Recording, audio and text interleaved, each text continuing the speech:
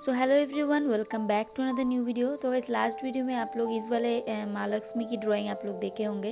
तो पिछले वीडियो में हम लोग इसका आउटलाइन ड्रॉ किए थे एंड इस वीडियो में मैं कलर करने वाली हूँ। तो कलर करने के लिए मैं यहाँ पर डोम्स की ऑयल पेस्टल यूज़ करने वाली हूँ 25 शेड्स वाली। इसलिए क्योंकि आप लोग ज़्यादातर ऑयल पेस्टल को ही वोट किए हो, तो इस वीडियो में मैं इस ऑयल पेस्टल से ही इस वाले ड्राइंग को करने वाली हूँ।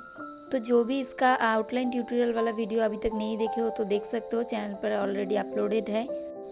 तो इस ड्राइंग में जो जो मटेरियल्स मैं यूज़ करने वाली हूँ तो आप लोगों को एक बार दिखा देती हूँ। तो सबसे पहले ये है gel pen, white gel pen highlight के लिए, एंड इसके बाद ये डोम्स की black colour pencil,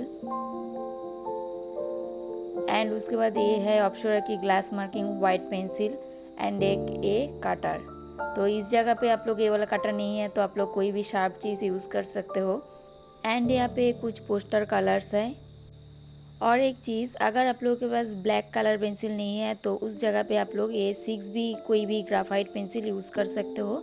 and last में ब्लेंडिंग के लिए आप लोग इस वाले कॉटन बड्स को यूज़ कर सकते हो।